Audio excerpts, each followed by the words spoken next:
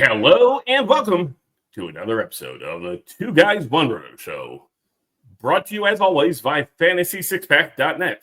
Today's Two Guys One Roto Show, simple. We're continuing with our buys and fades series. Today we move on to pitchers. We're going to do four starting pitchers each, two each inside the top 100, a fade and a buy, two each outside the top 100, a fade and a buy, and then one relief pitcher. And all those ADPs are brought to you by the folks over at FantasyPros.com. Rich, welcome to the show. Hey, glad to be back. I think we got a good one today. Got a fantastic guest. I'm excited to get going. We absolutely have a fantastic guest for you today. Once again, I'd be remiss if I didn't mention that playing fantasy baseball is a great hobby. It's a great endeavor, but it can't be made any better than if you take it to your league to Fantrax.com. So if you join up with Fantrax right now, if you go to Fantrax.com, go to Fantrax.com/FantasySixPack, you can sign up for free. Can't recommend it highly enough. We moved our home league, as I've mentioned on the show previously, we moved our home league over there 3 years ago. And to a man, our 14-teamer, everybody says, why didn't we do this 10 years ago? Their customizable features are absolutely impeccable. They have all sorts of different features, whether you're playing head-to-head or roto or categories, whatever it may be. For minor leagues, it's absolutely unbelievable. You can set your limits. You can roster your minor leaguers. You don't have to keep a separate spreadsheet for them, all kinds of stuff. So, again, can't recommend highly enough. Be sure, if you are watching the show, please subscribe to our channel, like our videos, or if you're listening to us on Apple or Spotify, same thing, subscribe and like. And follow us on either Twitter or Blue Sky. You can see our handles below. I'm at BW the Original. Rich, you are? I am R Sayre04. R Sayre04. And without further ado, I'd like to welcome to the show the legendary living legend. The legendary living legend. That's some alliteration for you. Nick Pollack. Welcome, Nick. The legend is over there. He left. The legend is over there. So, because it's absolutely. I mean, what is happening, guys? Thank you so much for having me tonight. This is thank you for taking the time, buddy. This is the fun. This is like why we do this to go. We're talking talk pitchers. To I mean, who else do we want to have on the show? Come on. Sure. Yes, and I failed to mention, Nick. Where are you joining us from, buddy? I'm in Brooklyn, New York. No, I mean where you joining us from, buddy. I'm in my fiance's apartment right now in this temp setup. Sure, and then so. On a less granular level, where are you joining us from a fantasy baseball perspective is what I meant. Oh, where am I from? PitcherList. Oh, yeah, the great place. PitcherList, yes. PitcherList. Yeah, it's a site I founded in 2014. Yeah, no, absolutely. If you are listening to this show or this podcast, odds are you're already familiar with PitcherList. If you're not, then odds are you haven't won your league. So I can't recommend it highly enough. Absolutely phenomenal resource for fantasy baseball, PitcherList.com. So yeah, we're going to go ahead and dive right in. So we're going to start off with, again, we're doing a starting pitcher inside the top 100, a fade and a buy. Traditionally, we've started off with the fades. You want to start off with the fade, Nick, or do you want to start off with a buy? That's up Let's to you. do the fade, because when I first started doing PitcherList and all this analysis, there were certain guys that I found myself gravitating towards and really associating with, right? There was Luis Castillo, there's Sandy Alcantara, sure. But before then, it was Jake Arrieta and Jacob deGrom. And Aaron Nola was one of them. And I remember everyone was like, Aaron Nola, whatever, this guy. And he's actually one of the CSW darlings, a guy who wasn't the big whiff pitcher, but got so many called strikes that allowed him to go deep into games and actually get a lot more of these strikeouts because you get the 2 strikes more often with those called strikes. And it feels really weird to now be in this situation saying, oh yeah, Aaron Nola, my boy, live every day like it's Nola day. Yeah, no, I don't want to jump in on this. And it's not that I think he's going to hurt you in your fantasy leagues. Like, he should be fine. You're going to like the volume that you're going to get. You're going to get a strikeout an inning. You're going to get a fair number of wins, and that's great. The way that Aaron Nola is getting drafted right now is as if he's like your 1.5 SP. Yes, an SP2, but kind of a little bit better than that, around, say, pick 22 overall with starting pitchers. I have him past 30, and it's because I'm not seeing a major difference between 2023 and 2024 Aaron Nola. The biggest thing is just the most obvious high level stat of, oh yeah, he had a really bad left on base rate in 2023, 66%. And then it was close to 80% in 2024. Well, they should probably be an average of the two. The laziest analysis I'll hopefully give on this podcast, but yeah, sure. The interesting thing is that he has done some little elements of like, hey, cool, I'm going to use a four seamer upstairs and maybe I'll get my sinker inside today. But the changeup is still struggling. The curveball actually took a massive dip. It's not the destroyer of world's best curveball by right-hander in baseball anymore.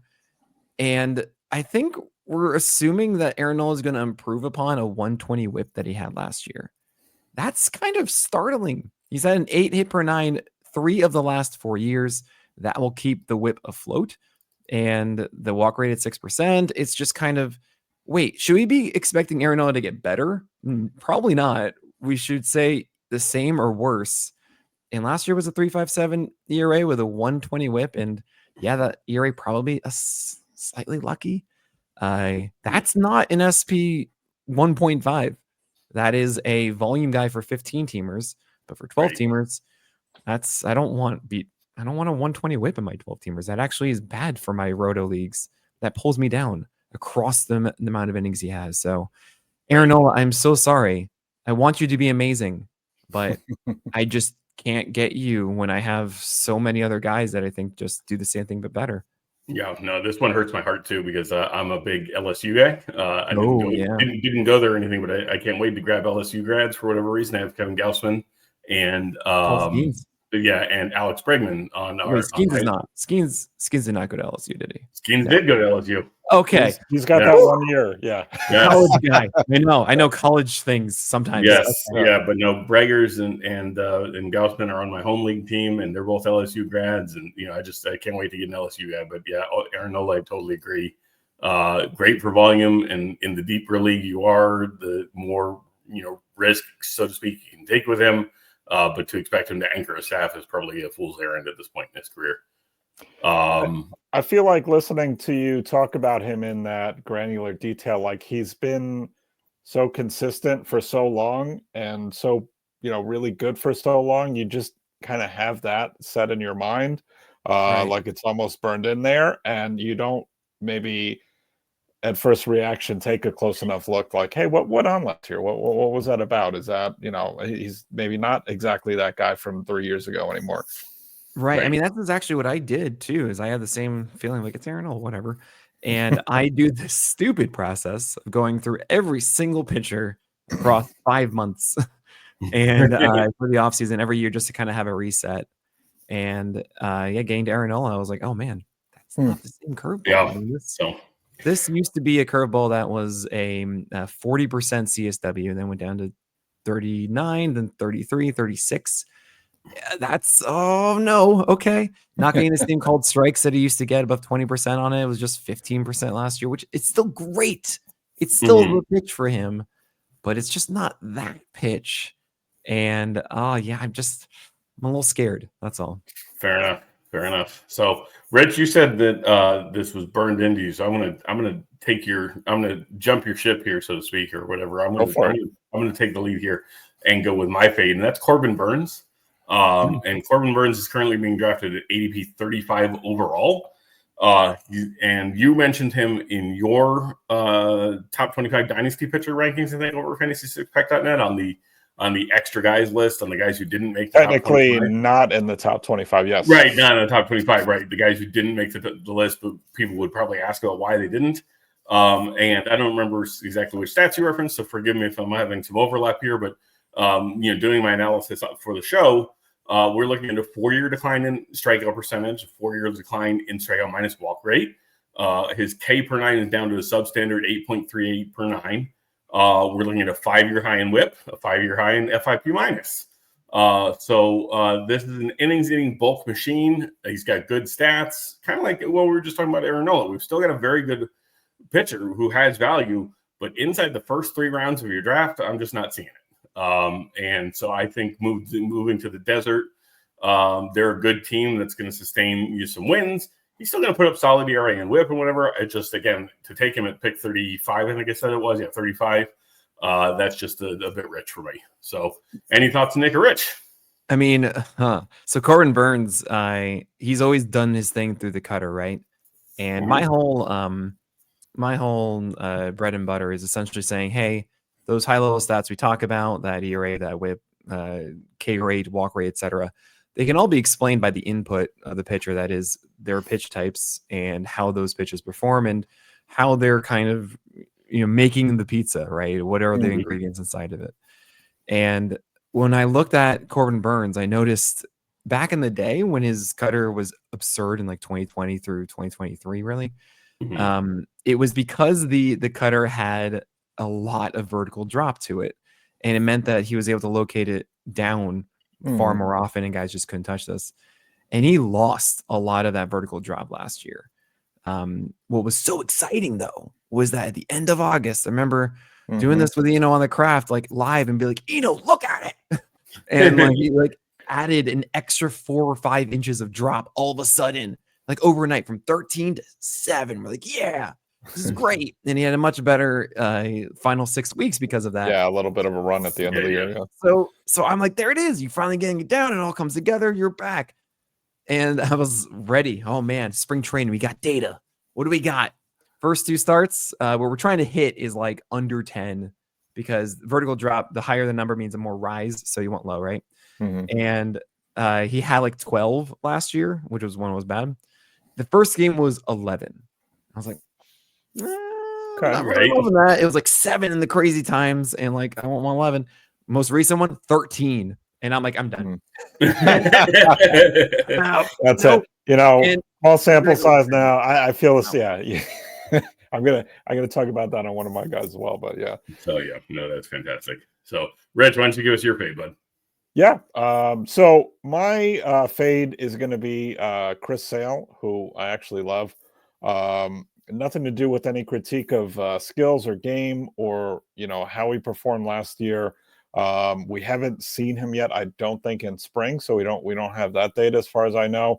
And I would be really happy if I'm wrong about this, but he's 36 this year. He's hasn't been healthy in 21, 22, 23, and also technically 24. He had the back issue at the end of the year, couldn't go even in the playoffs. So I just think there's a lot of downside risk here for missed games, and ADP 37, SP 8 off the board. It's just too rich for me. When I look at the rankings, I'm seeing 8, 9, maybe even 10 guys with a lower ADP that I'd probably rather have straight up this season than Sale. So that's going to be my fade. That's a great pick, because I mean, this is what the fantasy industry does. We go like a pendulum. Last year we had him around like 35 or 40 in an ADP, and he has this great season, and then we swing him all the way to like SP5 or something. Yeah. Right. And it's as if Chris Sale is this different guy. And I guess we understand, like, oh, hey, he actually can pitch at this high level again. Great. Which was, I think, not sustainable. But we forget all the reasons why we weren't in on him a year ago. And I'm very much on the same page as you, Rich. I have him like SP 19 or something like that. Maybe 17. And what I think is so interesting, I've seen a lot of people do 2 things. Not just put Jacob deGrom underneath him, but also Garrett Crochet. And I don't understand. I don't get it. That's my guy, but yeah. I mean, I've Garrett Crochet at 2, and I'm tempted to put him at 1. Yeah. I just think he's the best pitcher I watched. I know it sounds crazy because I know how good Paul Skeens is. I know how good Derek Skubal is, but man, there's no better like dominating fastball than Garrett Crochet. But yeah, Chris Sale is a great pick. I think there's a lot of reasons that it can go wrong for Chris Sale, and I think per inning, Jacob deGrom and Spencer Strider should perform better, and I would rather have both than Chris Sale. Interesting. No, I agree with you. Your assessment, especially Chris, with the pendulum. We're forgetting 3 years of data to absorb 1 year's worth of data, so to speak, right? So, you want to lead us in with your starting pitcher inside the top 100 buy? Well, I mean, I don't think you necessarily need to get him like right inside the top 100, but Max Fried is not loved enough for what he does. Okay. And considering that his IL stint last year was not it was not a tear, it was a nerve like a inflammation essentially, and the fact that the Yankees just signed him for all this money, there's no way that they were like, oh yeah, but his elbow's going to fall apart and he's going to give us like $100 here. Max Fried, from a skill standpoint, he has actually the whole arsenal that speaks to sustainability, as opposed to the flamethrowers of the world who are more reliant on their velocity and their ridiculous stuff. Like, he's a command guy, Max Fried. He has a deep arsenal. He knows how to use his four-seamer inside and get cut action on it. He knows how to change into more of a sinker against lefties inside. He has a changeup that actually could be better this year to make it an easier season. He has a big curveball, a slider in there as well.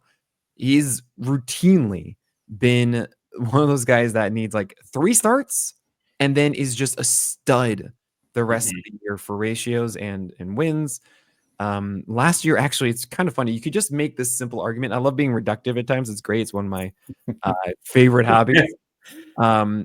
Max Fried, essentially, you say, if the rule is he needs 3 starts and then he's good. Well, the only reason why he was bad last year is because he needed to start up twice. He had the IL stint and then he needed 2 more starts again. So there you go. That's it. That's the only reason why his numbers were worse last year, you could say. But really, at the end of the day, I think a lot of people are just afraid of the injury risk, and I'm not. I think it's overblown. I think made a really good stat. I put out a really good stat on the Craft earlier today, saying that 40% of pitchers have an IL stint during a season. 40%. So it is essentially like a coin flip that a guy is going to go on the IL. And the idea that we're giving Max Fried this massive ding when the quality has just been so consistently good, like the ability skill floor is great. And all these others that aren't carrying that and going higher in drafts, it just doesn't add up to me. So Max Fried to me is just like this lovely volume guy with all the wins and lovely ratios. And you just sit back and go, all right, cool. I can go Robbie now later on and get all the strikeouts that I might have necessarily wanted a little bit more from from Max Fried. I'm so buying Max Fried everywhere. It's great. That's wonderful. Yeah. Well, that's, as a Yankees fan, it certainly makes me happy to hear. I tried to actually like hide. I tried to not actually have a Yankee bias, and at times I've actually burned myself because I was too low on someone. It's kind of funny. But I think anyone that acknowledges, like, you should acknowledge pitching for the Yankees is a good thing. The Yankees home park is not nearly as bad as people think it is. And that team is going to score a ton of runs. And also, they want their major starters to go deep. They're not going to do like third time through the lineup thing. So I'm a fan. Well, that's great. Mr. Sayre, you want to go next, or you want me to? It's your call, buddy. I could jump in if that's good with you.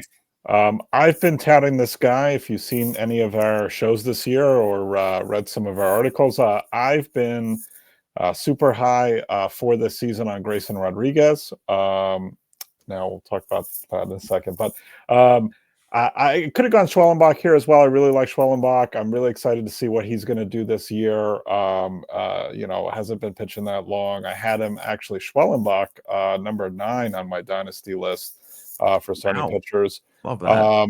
But I enjoy bending the rules a little bit when I have a chance. So I reached a little bit outside the top 100, and I went Gray Rod. I don't think that's really a nickname, but ADP 105. It is his nickname. It is, okay. We're good with that. Yeah. I will keep it then. All right. I think, what I was looking at in the offseason, I really like what he's put together. I think he's at a point where he could take a big step forward and become a real ace pitcher in the league. He's got a really diverse arsenal. Saw his fastball and changeup both improve last year versus the year before. Changeup and slider both have a better than 35% whiff rate last year. He's 25 this season, coming into his prime. I think he could easily give you top 10 or 15 or so starting pitcher value. I think the Orioles team is strong. And at the 105 ADP, you're getting him outside the top 30. So I was super excited about that. And as a matter of fact, I had typed up all my notes, and it was the end of the workday.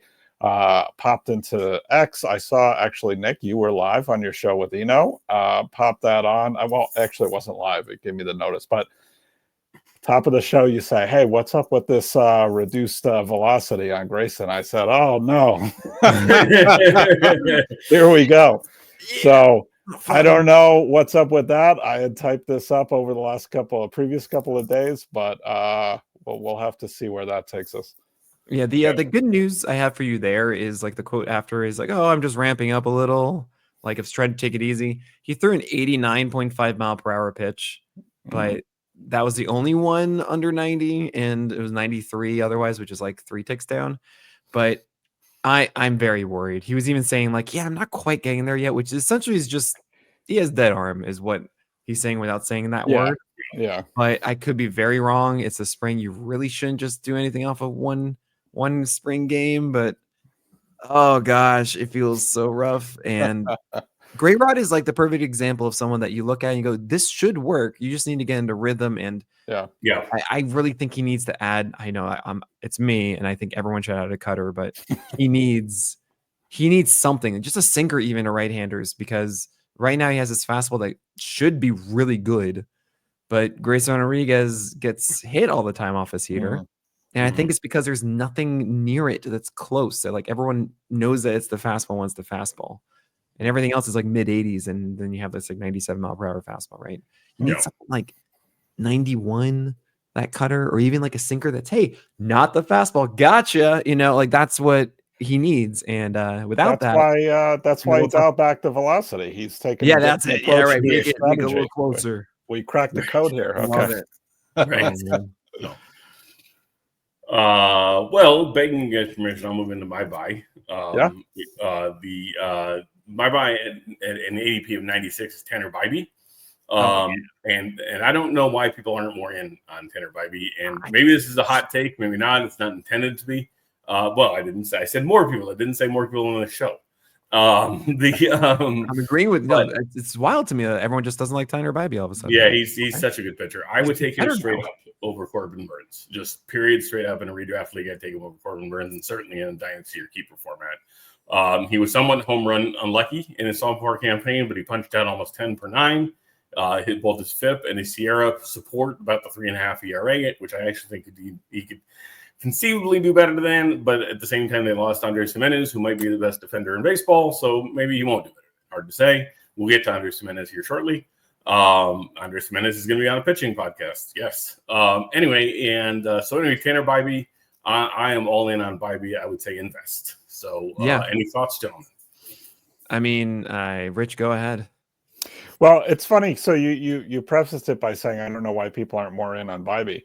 I had been for quite a long period of time a Guardians fan, and I'm not, but we could talk about that on a different show.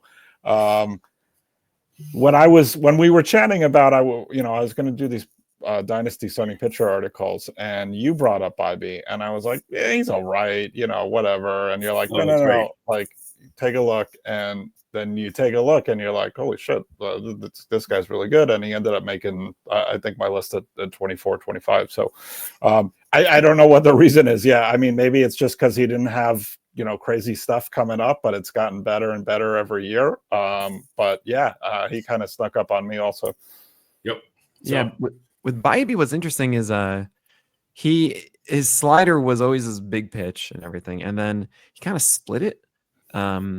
With Savant, it's saying like it's a cutter and then another slider, but it really is like the same slider. But then there's like he kind of changes it twice, and that cutter was amazing. I mean, he was using that to lefties and righties and was just demolishing with that pitch.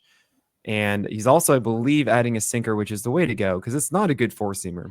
It's a complete Guardians mold of, hey, four-seamer that we hope they don't hit. And then we have a breaking ball or two and a changeup that is really good, right? And also Bibee's changeup, like, it's funny, my co-host on the corner, Eric Smolsky, got a chance to hang out with the Guardians and talk to them in spring training. I'm like sending all of the questions. I'm like, Eric, and he went to Bibee, and like he had a fun time with them. He said, hey, were you trying to like throw your changeup up because like it made sense with your fastball and everything? Goes, no, absolutely not. I wasn't trying to, So hopefully at some point he does that. He gets that pitch low. But Bibee is part of this mold, and I love that you mentioned Spencer Schwellenbach also instead of Gray Rod before Rich, because those are the kind of guys that I love this year in drafts, are the ones that are going every 5 days. They're free to go 6 innings. Their club is like, yeah, just go out there 100 pitches, do what you think you need to do, who have a good ratio floor of ERA and whip, and also can throw a 25% strikeout rate. They can go strikeout an inning and more. And this is the absolute mold you want for your SP2s, because that's essentially an SP1 if things just break a little bit well. So Bibee does that. Spencer Schwellenbach does that. Justin Steele does that. And I'm shocked that everyone hates Justin Steele. Why? He's so good. He's better than Luis Castillo. He's better than Aaron Nola. Those guys are on a downward trend. It blows my mind that everyone's just like against Justin Steele. And there's another pitcher in there I forgot that also is that same exact mold, but it's like those are the guys I want to go for as much as possible in my leagues.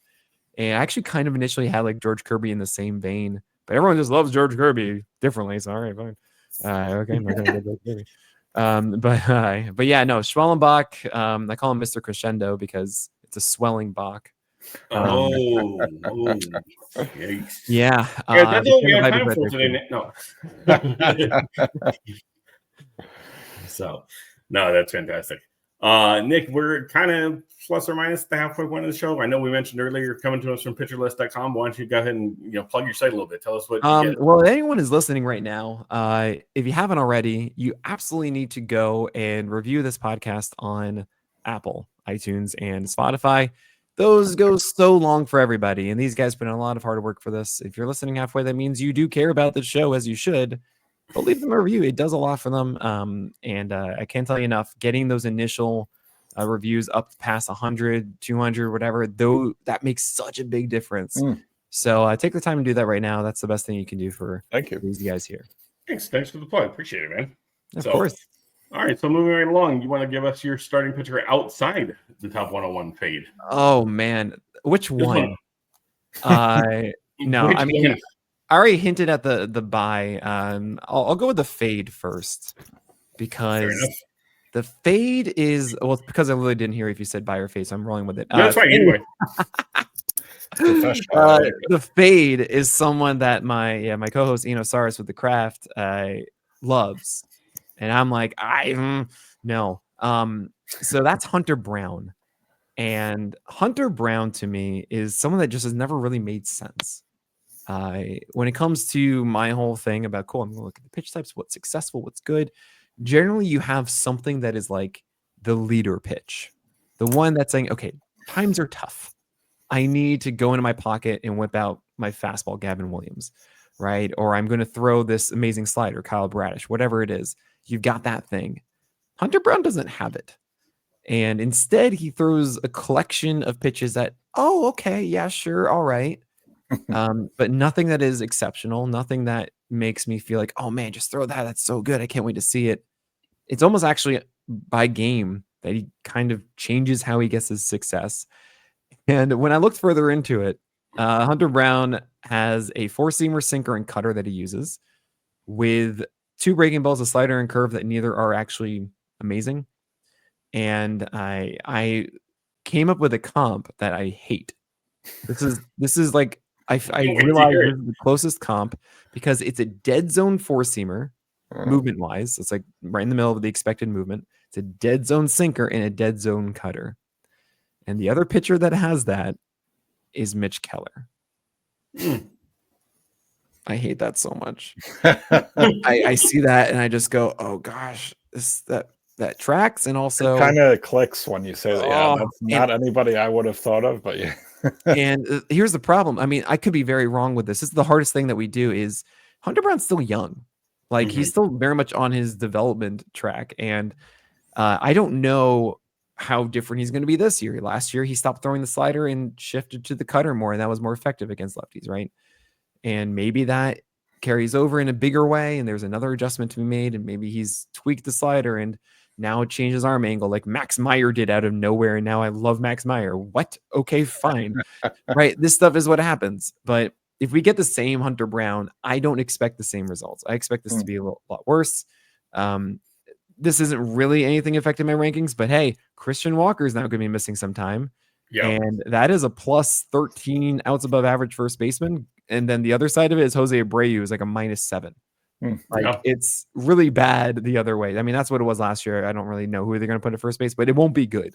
Right. It's a much worse defense without Bregman, of course, too. Yeah, sorry, I'm not on Framber Valdez at all. Oh gosh. Never have been, never will. But yeah, Hunter Brown to me is just too risky in my view. I don't think he's going to have his 26% K rate. I don't think he's that guy. I think it's kind of boring and the ratios are not going to be as fun as you want. And I'm staying away from this. Fair enough. No, and I can't tell you how much I appreciate plugging defense on the Fantasy Baseball podcast because I do it all the time. That's a huge thing, though. You mentioned Andres Jimenez. I'm like, yeah, you should. Because the benefit of Corbin Burns, that's a good defense in Arizona. Even without Christian Walker, that's still going to be a good defense. The Rangers have had routinely fantastic outs above average for their infield, for example, over the years. Like, we should be noting this. The reason that Merrill Kelly had his breakout year, had such a good season, and Miles Michaelis had his in that one time, it's because those defenses were like top 3. And if we can figure out who those top defenses are now, that makes such a big deal. You know, that's such a huge difference. Absolutely. And I'm ignoring it with the Marlins because that's a terrible defense, and I don't care, but I should. Fair enough. Who knows with the Marlins if it's a terrible defense? None of those guys have played. No, Xavier Edwards is shortstop. That's Xavier Edwards is terrible, but that's one thing I know. Jonah Bride, I know a hitter. Oh my god. Yeah. Otto Lopez though was quite good defensively. If they're going to give him the same base show, he was quite good defensively. So. Was he? Sure, I believe you. No, I feel like he was the third or fourth best. I tapped out of Jonah Bride. Right, I was like, all right, we're getting off. My job. Yes. So, Rich, you want to go next? You want me to, buddy? I love it. I'll always jump in if I've got the opportunity. I was really excited is not the right word. I was going to go with Kevin Gossman here. I don't love his ADP at 148 or his performance last year, but then all of a sudden he threw today and the velo was up, and then I got nervous and I pivoted to a different guy. So that's fine. Yeah, he's looking better right now. My fade is going to be Sean Manaea. And I know he's hurt anyway. Some of that's a little bit baked in. I think his ADP's fallen down to 174. But the fade for me is more against the narrative last year that he made some of these big adjustments that had a big impact on his actual performance. You heard a lot about the lowered arm slot. You heard simplified the arsenal, had an ERA close to 3/4 of a run lower in the second half than the first half. But when I dug into it and I looked at it, and maybe you could shed some more light on this, Nick, but really the only change in the metrics was the BABIP drop to 212 in the second half of the year. So to me, even without the injury, he's really the same 4-ish ERA guy that he's always been throughout his career. And so, again, there's a bunch of guys that are available later that I would much rather roster than spend that drop slot on Manaea. Yeah, Manaea. I mean, I wasn't in, and it feels weird to be like, well, I wasn't in before you got her. Like, I wasn't though. Yeah. No, I think for me, it's more that Manaea is a slinger, and slingers need to be in rhythm. That's just what the nature of the game is. You have to be in rhythm anyway as a pitcher, but more so if you are that kind of lower arm slot lefty. It's just kind of what it's been for like Andrew Heaney, and for Manaea, it was for Zach Gallen on the other side back in the day. Like a lot of these guys are like this, and Manaea has this history of ups and downs. I did help him though. It increases velocity. The breaking stuff got better. The locations were more consistent. Okay.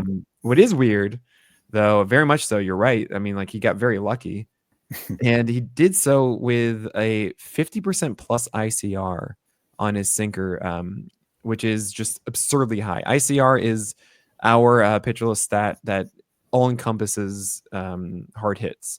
So it's not just barrels. It's not just hard hit. It's all of the good things for a batter in one. Just you don't want that. Yeah. And the higher the worse, it's 30%, 35% is like yeah, you deserved it. Like Justin Steele, 4 months of a 32% ICR, which is like 90th percentile. It's like, you're good. So Manaea at 50% ICR, it's like you should be allowing like a ton of hits. You should have like a 400 BABIP or something on these, right? And the fact that it wasn't is like, okay. All right. Interesting, yeah. I'm not really buying this, but I'm with you that Manaea, when he does come back, I think he's gonna be really rusty, and it's just not gonna, even if he tries to do that arm angle, we'll see that actually he can click into it. So I'm definitely avoiding. Interesting. Rich, you mentioned that you were going to go with Kevin Gausman. Little known fact is I actually vetoed that pick. I was not going to allow for the slander of 2 LSU pitchers in one podcast. So that's simple as that. Do you spell Gausman like the French Gausman? Kevin Gausman? Yeah. I don't know. I just perhaps with a speech impediment. I'm not quite sure. That's what I would have done. Like Gausman, Kevin Gausman. Like the Go Tigers. Lord Gausman and the Blue Jays. All right. So my starting pitcher fade outside the top 101 is the entire Tampa Bay starting rotation. And I get it. It's a sexy rotation. Okay. We've got Shane McClanahan coming back off injury. We've got Taj Bradley, who strikes out a lot better. We got Ryan Pepiot, who's got a really sexy changeup. We had Shane Baz, was a top-rated prospect. And they got some other guys, Drew Rasmussen and Zach Littell and whoever else. I don't know, other guys. But there is a preponderance of evidence that the Trop helped induce strikeouts. And they're playing this season in Yankee Stadium Summer Edition. And I don't think that's going to help the pitching stats a whole heck of a lot. Versus the Trop. The Rays, I'll say this unequivocally. The Rays, I'll go down on record right now. They're my pick to win the American League East. But their starting pitcher, I think, starting pitching ratios-wise, is going to be a letdown for fantasy owners this year, particularly in the redraft formats. In dynasty formats, I'm still investing long-term. But for redraft, I would fade Tampa Bay starting pitchers by and large this year. Now go ahead and make fun of me, gentlemen. No, never gonna make fun of you. Absolutely not. That's not my shtick at all. I do the opposite. I'm curious about this. So AL East champs. AL East champs. Why? Absolutely. Depth of the rotation, depth of the lineup. I don't see necessarily a lot of weak spots in their lineup, whereas they've thrown away lineup positions in years past. I think their entire lineup is projected for at least a 103 WRC plus or better. Okay. And then they still have a fantastic bullpen. When you say that, I think he's going to be a bullpen revelation this year.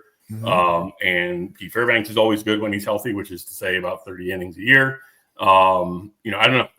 Bottom line is I don't. My beloved Yankees are my pick to finish with a losing record and finish dead last in the American League. Oh my gosh! Stop that! Stop. No, you're hedging your bets. Okay, I'm not hedging my bets. I'm not at all. But I'm messing with you. We've got a whole other show for that if you want. But no, I think the Yankees just aren't going to score enough runs this year. Believe it or not. Well, what I'm hearing is that you believe the Rays are going to have a good offense. Yeah, and a great bullpen that's going to hold wins. Yes. So then I hear, I think the rotation is going to win more games than before. Probably so. Yes, I think they'll be good for you in wins. Necessarily not as good as in ratios. Maybe is a good way. So you think that George Steinbrenner Field is just, and also the difference, specifically the difference between the Trop, which is a good point, and George Steinbrenner Field, not because it's Yankee Stadium dimensions, but because of the humidity and how that affects it. Absolutely, I'm with you on that.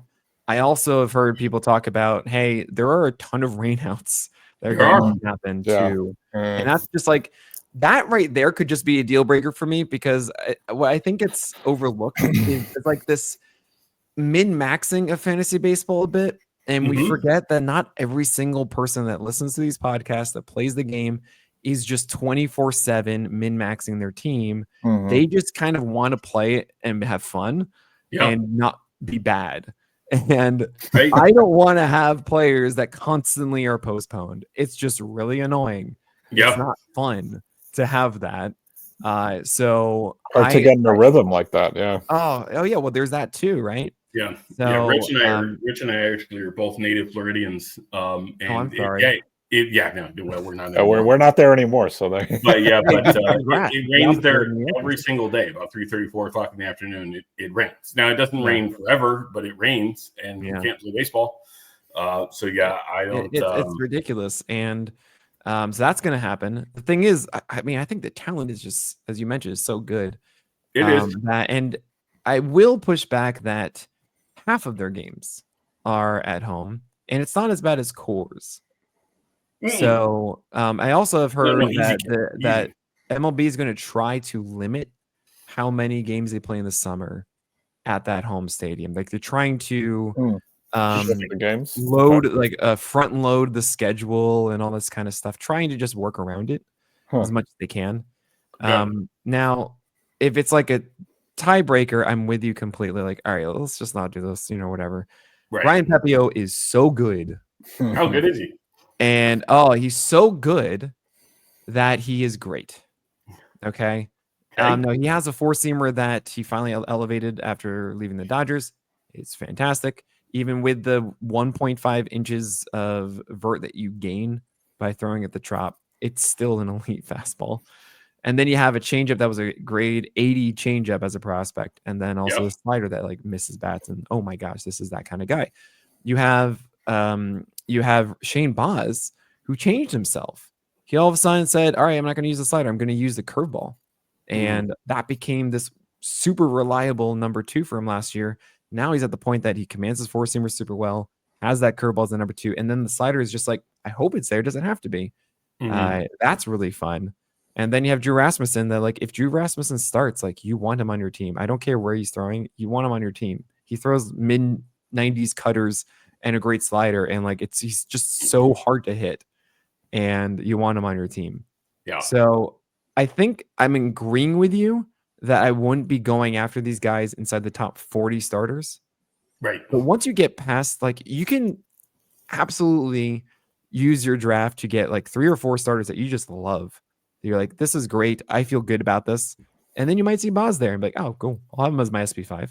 Yeah, and I just wondered, to your point, Nick, getting the guys inside the top 40 or whatever, like there's just so much buzz around something about, quote unquote, the big four of Tampa in particular, that, they're on everybody's sleeper lists, right? Or Shane McClanahan's coming back from Tommy John or whatever. Stairbanks. So anyway, Nick, you want to lead us in with your starting pitcher outside the top 101 by? I feel like he's been mentioned on the show already. Well, I mean, I have, but I'll shift it. I'll say it's 2. I mean, Justin Steele is such a good buy. It's crazy to me. He's going to go every 5 days. He is a proven ERA suppressor. And also he's much better at limiting hits than he used to be. He manipulates his pitches. That he doesn't have 2 pitches, he has 4, and he gets 2 different ones out of each. That is, a fastball has 2 different shapes, one that cuts more than the other, one that stays up. And then he has 2 sliders, one that's a harder one and one that's a loopier one. He utilizes them great. He commands them well. He's absurdly hard to hit. It's a good defense behind him. Good offenses there too. Like, Justin Steele's ready to just cruise. I think he had like a 2.4 ERA over 4 months last year between his injury stints, really. Like, amazing. But Robbie Ray, guys, I think that if I have to plant my flag on one guy, it's honestly Robbie Ray right now. I'm actually shocked at how low he's going. And I know that I initially had him in like the mid 40s of my rankings. Like my November rankings or so, I had him around there because I remember following him when he came back and be like, oh, I don't really know what I'm going to get. He's still kind of volatile, whatever. Yeah. But then I sat with it some more. And I was like, wait a second. It was like 1 or 2 games when it was kind of whatever.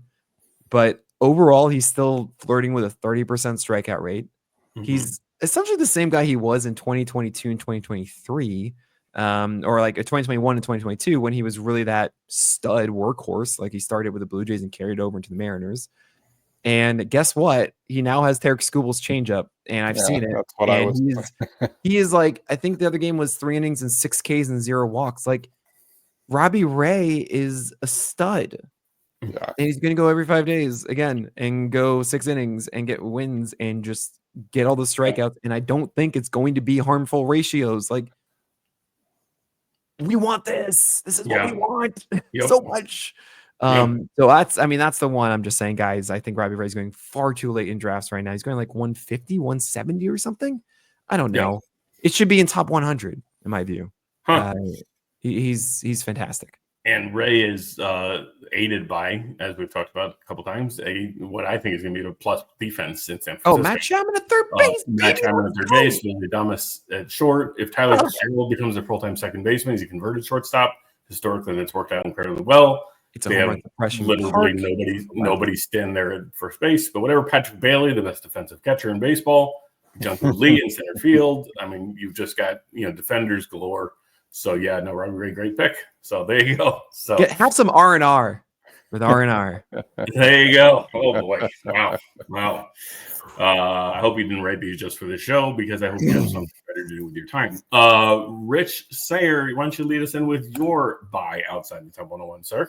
Yeah, and I'll say you touched on my favorite mystery box element of every offseason, where it's like, oh, surprise, I throw this pitch now out of nowhere, and I'm significantly better. Like, I don't know how to predict that. I don't think you can predict that. But it's always an interesting to see how that unfolds, or, I move my grip 5 degrees, and now I can throw strikes. So, yeah.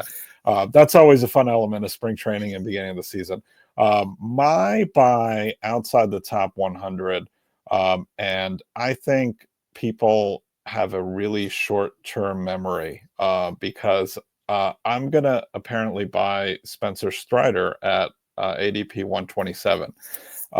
And I know he ended up getting hurt last year, obviously, burned a lot of people. But why did those people feel burned? Well, because his ADP the year before was 8, and he was the SP1, because he's that good. And, I know we don't know exactly when he's going to be back this season, but he is apparently going to throw in spring and then have some kind of timetable to come back later in the season. I just think he's, got the stuff to be SP1 whenever he's on the mound. And if you can get him at 127, I'm there all day long. Wonderful. I mean, I love it. Depends on the format. If you're in a 12-teamer, I think I've Strider like 14 of my SBs, because the benefit of having that IL spot and that roster spot essentially the first month. Yeah, that's an interesting point too. Yeah, because April is the most important month for roster spots. So you just have to have your hand in as many pots as possible, hoping for these guys to be the ones that really stick and carry you through the year, right? Mm-hmm. So you get that with Strider. You get like the best month to have that extra roster spot. And then you get an ace at the end of it too. And you might be like Ted Lasso, you'd be like, 2 aces. I have 2 aces now, So I love that. Spencer Strider, I think, is a great one. I think in 15-teamers without any IL slots, it's a little tougher of a sell, because you don't get, it's not Strider plus someone else in that roster spot, which is also how I favor like Jacob deGrom, for example. I think everyone forgets that you're getting a roster spot. You're not getting a player. But yeah, I love Strider. That's a great call. No. All right, so I'll move to my starting pitcher outside the top 101 buy. And once again, you guys get to laugh at me, those of you listening at home and those of you playing along live, is the entire Toronto Blue Jays starting rotation. So they are the antithesis of the Tampa Bay Rays starting pitcher rotation. They're old. They're boring, right? The youngest is Bowden Francis, who's almost 29 years old. And only Max Scherzer punched the ticket of better than an inning per year, better than a batter per inning per inning last year. But they've got 4 superlative, not good, superlative defenders: Andres Gimenez, Ernie Clement, Alejandro Kirk, and Dalton Varsho, 4 of the very best defenders in baseball. Their D will be their salvation. Vlad, Anthony Santander will hit enough dingers to make the wins palatable. Bottom line is that I think that this is a rotation that you're buying virtually for free, except for Kevin Gausman. Their ADPs are so low. Jose Barrios, Chris Bassett's, the fossil that is Max Scherzer. You're getting these guys like at virtually no cost whatsoever. And I just think that they all could return a better than expected ADP. I don't think you're getting a breakout from any of them, don't get me wrong, but I think you're getting a better than expected ADP return on investment. So, gentlemen, proceed the jokes. Rich. I don't have anything I would directly refute that you said, but I just think the Blue Jays are terrible this year. I think wins are going to be tough to come by. And as you mentioned, it's a little bit boring. So you won't find me shopping in that aisle. I'm going to say this. I'm absolutely with you on May 6th. Okay. Because this is the thing. I speak in terms of 12 teamers. I don't know if that's necessarily what you guys are doing. That's how I roll because it's the most, the most popular format, right? Mm-hmm. And I have a thing called a Toby, which is the guy at the end of your roster you don't really want to have around, but he's just good enough. You're like, fine, whatever. These guys are Tobys. And what you're going to do if you draft like even Max Scherzer, I thought I was going to be into Max Scherzer, is you're going to realize that you don't want to start these guys because the opening schedule is terrible. Okay. I'm going to list every single series that they have through April, through essentially May 6th, okay? It's the Orioles, the Nationals, the Mets, in Fenway then against the Red Sox, the Orioles again, Atlanta, then they finally get Seattle, but not in Seattle. Then they go to Houston, and then they go to the Bronx for the Yankees, and then they face the Red Sox, and then they host the Guardians. Oh my gosh. Yeah. That is bad. That is going to be tough. And if you have Max Scherzer, like, I don't really want to test Max Scherzer against those guys. Right. I don't want to throw Jose Barrios against them. I don't want to throw Chris Bassett against them. I'm not in on Bowden Francis. That was ridiculousness that we saw at the end of last year. And the amount of times I've had to hear people say that they like Bowden Francis. I'm like, but why? What do you like about him? There's nothing to like about him. Okay. So I don't want to start these guys against these teams. And I don't think they're going to show me anything in that time. They'll make an easy decision for me. When I draft in 12 teamers, my rankings are weird. When you get to like 55 or so, it's very aggressive. And it's because I rank the guys that I like the most who are also easy decisions. You need to know at the beginning of the year, do I actually think this is the start of a breakout or not? And if you have a guy that you have to wait until like June to decide that, you haven't drafted the right guy. The best example was a failure of mine. You need to fail because then you'll succeed. I was in on AJ Puck last year. I was like, oh my gosh, AJ Puck, such a fan of this, all of it. He starts opening day. I feel better though. Different pitcher. He has a different arm angle. It's not the same guy, lower velocity. I dropped him and went and got Jack Flaherty. And I would not have gone Jack Flaherty if I wasn't in a position where I could make a quick assessment of the guy that I got. Right. And this year in particular, it is the deepest pool of starting pitchers that I've ever seen in my 11 years doing this. Right. So I am more than ever being hyper aggressive on the high ceiling, early decision guys. Like, is Jackson Jobe going to make the rotation, or Bubba Chandler or Drew Rasmussen? You know, I'd rather do that than sift through a month of the Blue Jays going through that gauntlet. Now, this is what's going to happen, though. No one's going to draft them. They're going to be like, well, this sucks. Right. Then they drop them.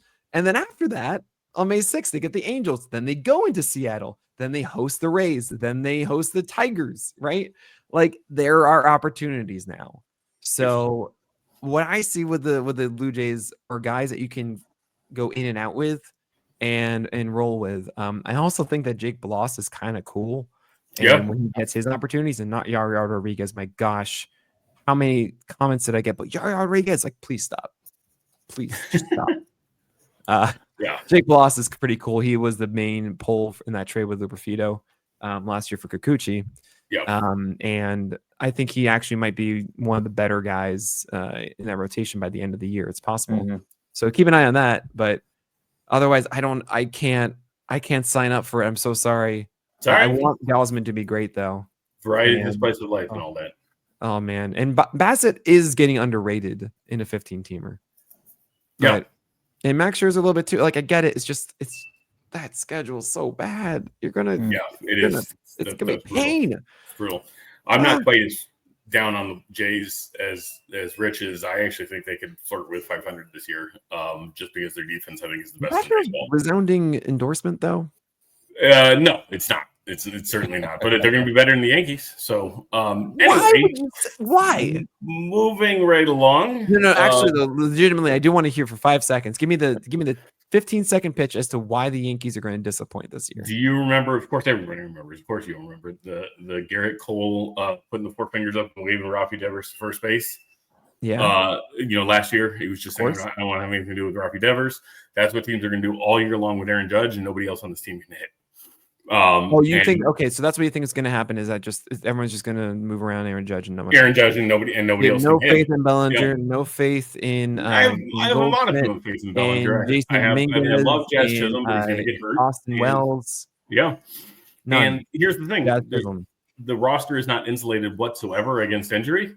We're rolling out our A lineup on opening day with Oswaldo Cabrera or Oswald Peraza or whoever at third base. That's as good as it's going to get. What happens when injuries start to hit? And so, what about the pitching side? Pitching side is good. I don't think it's quite as good as people think it is. Luis Gil already is down again. Who you're going to throw out there? Marcus Stroman. We have no depth is the problem. Actually, Will Warren's great, and he should be replacing Marcus Stroman. But he should be replacing with money talks, and they're going to throw Stroman out there. There's nothing else. No, right, exactly. There's no depth whatsoever. So you know what's going to happen? Go ahead. I'm all ears. We're going to get Sandy Alcantara at the trade deadline. Okay, then what are you going to trade to get him? Guys, I can talk to people. Don't worry about it. Nice. I appreciate that. All right. So Nick Pollack calls in favor for Dave Whitcomb. Okay. So anyway. All right. So moving right along, we're going to talk about we're going to close with our, closers or relief pitchers or whatever you want to call them. These are going to be fades or buys, although I think all 3 of them are going to be buys. So Nick, why don't you lead us off with your relief pitcher fade or buy? Man, I'm sorry. I just got pinged for TGFBI, and I'm so sad because I'm in the 8th round. I'm finally getting my first starting pitcher. Nice. At 114th overall. Breaking news. I just got sniped on Joe Ryan, and I'm so sad about it. But I guess I'm just going to make it Justin Steele. All right. Oh, there we go. And I just got to hope now that Robbie Ray survives the next round. Luckily, this is not a live. This is not live. Right. I mean, it doesn't matter. It's fine. I don't actually think these guys are monitoring me or anything like that. Everyone has their own stuff. Yeah. But yeah, we're talking about reliever now, aren't we? We are. Oh gosh. Look, I'll put it this way. Yes, Abner looks really cool, and I honestly love for him to close again, but I think it's just too much too fast. And Trevor McGill is now the closer in Milwaukee, and he's gonna be great. He is. He had a 49th percentile swing strike rate. He throws 99, 101 whip last year. This guy has the role. It's his, and that's going to be a NL Central leading team. So it's kind of weird for me to see a guy like this not inside the top 100 ADP. And it's this is the closer, and he's good. Yep. It's not a little really in contention. He was good last year. He got saved last year. Right. Yeah. He got 21 of them last year. He is the closer, guys. We know this. Right. It's always why is he going so late? I don't understand. Yeah. So yeah. Always a save friendly ball club. Trevor McGill's my boy. Yeah. So fair enough. All right. Rich, you want to go next, or you want me to, bud? Yeah, I could go. I am with you on Trevor McGill. I am not with you on the Brewers. I think that's the worst rotation in the league, maybe. But they got Jose Quintana. Have you seen the Rockies? The Rockies don't count. That's not a real team. Nationals? It's not a real team. The Nationals have better rotation than the Brewers. I don't know if I agree with that one. Well, we'll have to have you back on the show, and we can chat about that a little bit. Peralta over Gore. Okay. Yeah, Peralta over Gore, but yeah, where are you that was for both teams, though. We'll see. So, that aside, and I've been cheating on all my picks here because I mentioned a couple of guys. I really wanted to mention Michael Kopech here. I love watching him pitch. I think if you're in a dynasty league where you're looking at relievers years down the road, that might be an interesting pick. I don't know that that's really a thing people do. But I am going to go Justin Slayton. He's a 426 ADP, so you can have him for free, basically. I think from what we've seen so far from Hendricks, the velocity's been down. It is still early, but he's also got some injury risk. What I like about this pick is, I think something that you touched on earlier is that you're likely to know if you've got this early in the season, a couple games into the season, maybe even by the end of spring training. And it depends a lot on Hendricks. If Hendricks has got his stuff, he's going to start out in that role. But if not, or if he gets hurt, it's going to go to Slayton, and that could happen early in the year. So I think there's definitely some upside there. I think the Red Sox are one of the better teams in the league. I think they win that division. But I'm going Justin Slayton for that reason. Well, fair enough. All right, so I will close this out with a closer or closer timeshare, perhaps. We'll see. But my boy is Justin Martinez. Justin Martinez is being drafted at 244. He's being drafted as the relief pitcher 26. And I am going to be laughed at for this, but I think he actually has legitimate, close to relief pitcher #1 overall upside. Now, was he going to reach that upside? Hard to say. But I think they have the perfect situation in Arizona. I believe they want him to be the 9th inning guy. They want AJ Puck to be the fireman. They want AJ Puck to face the 3-4-5 or the 2-3-4 in the lineup, in the 6th or 7th inning, so they can hand it off the clean it 9th, Justin Martinez. I am a sucker for gas. He threw over 103 miles an hour on February 28th. He topped the charts again, fastest pitch in baseball on March 3rd at 101.6. So I could see 30-plus saves here with 100 tickets punched. Justin Martinez, if he gets the role, he's going to run with it. And it's Mason Miller stuff, but on a better team. That's my call. Perhaps I'm being a little too bold with the Mason Miller prediction, but having watched Justin Martinez, I watch my Yankees every night, and then I watch somebody who's playing on the West Coast after that every night, and Arizona ended up being that team a lot of the nights. And so I got to watch Justin Martinez a lot in, say, August and September and whatever. All that guy has to do is figure out that just throw it down the middle. Nobody can hit you anyway. Oh boy! He just throws strikes, as my coach used to say. Right? No, you're right. I mean, he really does. He just absolutely throws gas, and he just nibbles too much. He actually kind of reminds me of a reliever version of Luis Gil, where he's just walking everybody when he doesn't have to. You mean Luis Gil? Yeah, well, Luis Gil, same kind of. I mean, he's got great stuff. He just walks. No, he's essentially a reliever that happens to start, in my view. Right? No, absolutely. But anyway, that's all I've got. Any closing thoughts, gentlemen? Well, not a day passes that I wish AJ threw a knuckleball so we could call it the knuckle puck. No, you're going to go with AJ Puckleball, but all right. Fair enough. That's my closing thought. That is, yeah. There you go. So, AJ Puck hailing from the University of Florida, by the way, as long as we're sticking with the SEC theme. Oh, there you go. I'm gonna keep tossing out. I'm gonna keep tossing out Dre Jameson. I think that's my guy in the Snakes pen. No particular reason, but that's what I'm hard. But it's like I like to call it empty velocity. Okay. It's like Bruiser Gatterall empty velocity. Yeah. Or like it was initial Hunter Green empty velocity, where you throw hard, but it's not good movement, or it's easy to pick up and all this stuff. Like, doesn't get whiffs. Yep. Yeah. And it drives me up the wall. I'm like, I see the numbers, and then the numbers are bad. But one number is good. One of them's good. Yeah. And so I hope that's right. I hope Jerry Jameson becomes a thing. I remember when it was him versus Ryan Nelson. Yeah. And Dre just like, whoop, see you guys later. But hopefully that works out for him too. Yeah, absolutely. Well, thanks again for taking the time to join us today, Nick. This is awesome. Yeah. Thank you so much for bringing me on. Fantastic show. Yeah, really appreciate it. So, that was this week's show. We hope you had a good time listening to us, as we had a good time talking about ball, and we will join you next week.